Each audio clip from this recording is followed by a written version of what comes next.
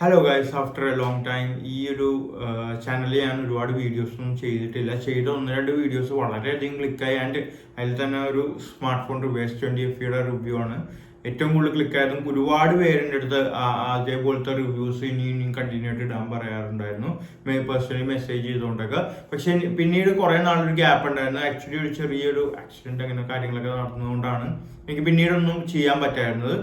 അപ്പോൾ ഇന്ന് ഞാൻ വന്നിരിക്കുന്നത് എന്ന് പറഞ്ഞ ഗൈസ് ഒരു മൂവി റിവ്യൂ ആയിട്ടാണ് വന്നിരിക്കുന്നത്. നമ്മുടെ പവി കെയർടേക്കർ എന്ന് പറഞ്ഞ ലേറ്റസ്റ്റ് ദിലീപേട്ടൻ പടത്തിന്റെ റിവ്യൂ ആയിട്ടാണ്.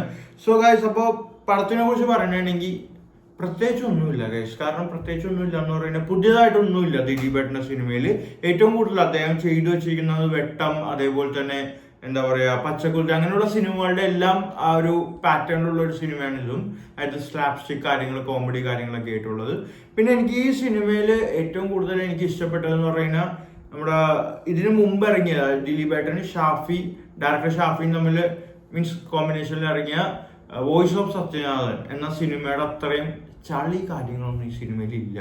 അതാണ് ഈ സിനിമയുടെ ഏറ്റവും വലിയ പോസിറ്റിവിറ്റി. അതായത് ഭയങ്കര വലുതായിട്ടുള്ള എന്താ പറയുക കോമഡീസ് ഒന്നും ഇല്ലെങ്കിൽ പോലും ഉള്ള കോമഡിക്കൊക്കെ അത്യാവശ്യം ചിരി വരുന്നുണ്ട് നാച്ചുറലായിട്ട്. അല്ലാണ്ട് നിങ്ങൾ ഈ കോമഡിക്ക് ചിരിക്കണം, നിങ്ങൾ ഈ കോമഡിക്ക് ചിരിച്ചേ പറ്റൂ എന്നുള്ള ഒരു എന്താ പറയുക അങ്ങനത്തെ ഒരു ചളി ഇതൊന്നുമില്ല. പിന്നെ അത്യാവശ്യം എന്താ പറയുക ഒരു ഫാമിലിക്ക് ഡീസൻ്റ് ആയിട്ട് കണ്ടിരിക്കാവുന്ന ഒരു സിനിമയാണ്. എന്നാലൊന്നും നമുക്ക് ഈ ഒരു സിനിമ കണ്ടിട്ട് ഒന്നും അങ്ങനെ ഓർത്ത് നിൽക്കാനൊന്നുമില്ല. എനിക്ക് ഈ സിനിമയിൽ ഏറ്റവും കൂടുതൽ ഇഷ്ടപ്പെട്ട, ഒരുപാട് പേര് അത് പറയുന്നുണ്ടായിരുന്നു, ഏറ്റവും കൂടുതൽ ഇഷ്ടപ്പെട്ട ഒരു സീനാണ് നമ്മുടെ ആ ഒരു മരപ്പട്ടിയുടെ ഒരു സീൻ. അതായത് ഇതിലൊരു പർട്ടിക്കുലർ സീനാണ്, അത് സ്പോയിലറായിട്ടാണ് എന്നാൽ പോലും ഞാൻ പറയുന്നതാണ്.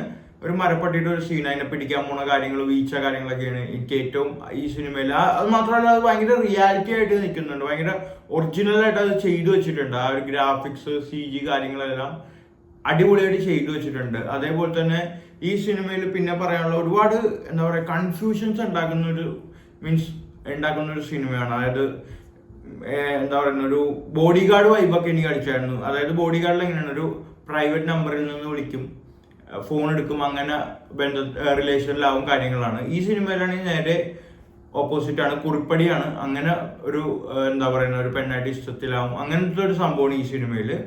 അപ്പോൾ ഓവറോൾ നോക്കണമെങ്കിൽ ഈ സിനിമ മസ്റ്റായിട്ടും ഒരു ഫാമിലിയൊക്കെ ആയിട്ടാണെങ്കിൽ നമുക്ക് തിയേറ്ററിൽ പോയി ഒരു 2.5 മണിക്കൂർ, അത് ഈ സിനിമ ഇനി ഞാൻ പറയാൻ പോണേണ്, 2.5 മണിക്കൂറോളം അത്യാവശ്യം ചിരിക്കാനും എന്നാൽ കുറച്ചൊക്കെ ഒരു പൊടിക്കൊക്കെ ലാഗടിപ്പിക്കുന്നതും കൂടി ആയിട്ടുള്ള ഒരു സിനിമയാണ്.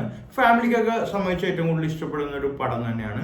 പിന്നെ ഇതിൻ്റെ ഒരു പ്രധാനപ്പെട്ട നെഗറ്റീവ്സിലേക്ക് വരണേണെങ്കിൽ ഗൈസ്, ഇതിൻ്റെ ഈ റണ്ണിങ് ടൈം തന്നെയാണ്. ഈ സിനിമ ഏകദേശം 2.5 മണിക്കൂറോളം ഉള്ളൊരു പടമാണ്. 2.5 മണിക്കൂർ അത്രയും വലിയൊരു പടമാണ് ഗൈസ്. ആക്ച്വലി ഒരുപാട് പടത്തിലെ സീനുകൾ കട്ട് ചെയ്യാനായിട്ടുണ്ട്. മീൻസ് അത്രയും വലിച്ചു നീട്ടിയ ഫീലാണ് എനിക്ക് ഉണ്ടായ സിനിമ. ഭയങ്കരമായിട്ട് വലിച്ചു നീട്ടി ഉണ്ടാക്കിയ സിനിമ പോലെയാണ് എനിക്ക് തോന്നിയത്.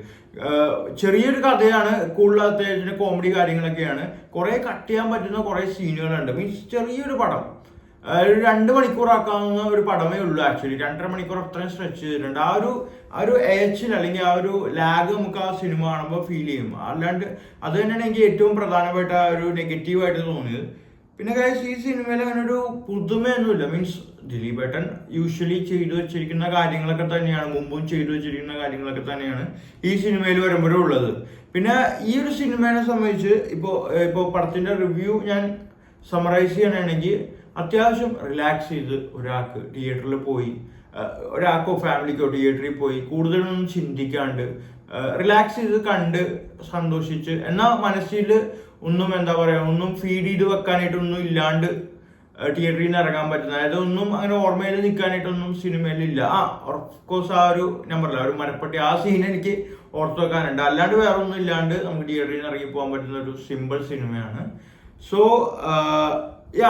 ഓഫ്കോഴ്സ് വൺ ടൈം ഒരു തിയേറ്റർ വാച്ച് ഡിമാൻഡ് ചെയ്യുന്ന ഒരു സിനിമ തന്നെയാണ്. അത്യാവശ്യം വൺ ടൈം കാണുന്നവർക്ക് ഇഷ്ടപ്പെടുന്ന ഒരു പടമാണ്.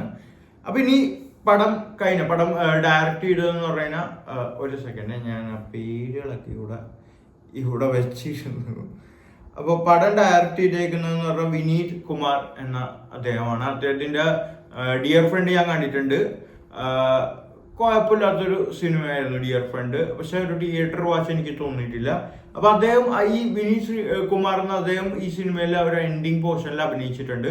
അപ്പൊ അദ്ദേഹത്തിന്റെ ആ ഒരു വരുന്ന രംഗവും അത്യാവശ്യം നല്ല രസമൊക്കെ ആയിരുന്നു. പ്രത്യേകിച്ച് ആ ഒരു എന്താ പറയുന്ന ആ ഒരു സ്പോയിലർ ആവും എന്നാലും ഞാൻ പറയുന്ന ആ ഒരു മാരേജ് സീൻ കാര്യങ്ങളൊക്കെ. പിന്നെ എനിക്ക് ഈ ഫിലിം അപ്പോൾ ഞാൻ പറയുന്ന ഒരു 5-ൽ 3.5 റേറ്റിംഗ് കൊടുക്കാൻ പറ്റുന്ന അത്യാവശ്യം കുഴപ്പമില്ലാത്തൊരു തിയേറ്റർ വാച്ച് ചെയ്യാൻ പറ്റുന്ന ഒരു ഫിലിമാണ്. അപ്പോൾ എനിക്ക് ഇനി പറയാനുള്ളതെന്ന് പറയുന്നത് ഈ സിനിമ റിഗാർഡിങ് ദിലീപ് ഏട്ടന് ഒരുപാട് പ്രൊമോഷൻസ് കൊടുക്കുന്നുണ്ട്. ആക്ച്വലി അദ്ദേഹം OTM വന്നപ്പോൾ കൂടി പവി ടേക്കർ നിങ്ങളുടെ തിയേറ്ററുകളിൽ കളിക്കുന്നുണ്ട്, പോയി കാണുമെന്നാണ് അദ്ദേഹം പറഞ്ഞത്. മീൻസ് ആ ഒരു സമയത്ത് പോലും സിനിമയെ കുറിച്ച് പ്രൊമോട്ട് ചെയ്തിട്ടാണ് പോയത്. മാത്രമല്ല ഈ ഒരു സിനിമയ്ക്ക് 2-3 ദിവസം മുമ്പ്, അതായത് സിനിമ തിയേറ്റർ റിലീസിന് മുമ്പ് തന്നെ ഒരു പ്രിവ്യൂ ഷോ കാര്യങ്ങളൊക്കെ അറേഞ്ച് ചെയ്തിട്ടുണ്ടായിരുന്നു. അപ്പോൾ അതിന്റെ ഏറ്റവും വലിയ കാര്യം എന്ന് പറയുന്നത് ഈ സിനിമ പ്രൊഡ്യൂസ്ഡ് ബൈ ദിലീപ് ഏട്ടനാണ്. സോ അദ്ദേഹത്തിന് ഈ സിനിമ എങ്ങനെയെങ്കിലും വിജയിച്ചേ പറ്റുള്ളൂ. സോ ഈ സിനിമ അത്യാവശ്യം ഞാൻ പറഞ്ഞില്ല, ഒരു വോയിസ് ഓഫ് സത്യനാരായണൻ ആ ടൈപ്പ് സിനിമകളെ കമ്പയർ ചെയ്യുമ്പോൾ മച്ച് ബെറ്റർ സിനിമ തന്നെയാണ്. അപ്പോൾ എല്ലാവരും അടുത്തുള്ള തിയേറ്ററുകളിൽ പോയി കാണുക. ഞാൻ പറഞ്ഞില്ലേ, നിങ്ങൾക്ക് അത്യാവശ്യം റിലാക്സ് ചെയ്ത് കാണാൻ പറ്റുന്ന എന്നാൽ ഭയങ്കര പ്രതീക്ഷകളൊന്നും ഇല്ലാത്ത ഒരു സിമ്പിൾ പടമാണ്. അപ്പോൾ thank you guys, thank you for listening me.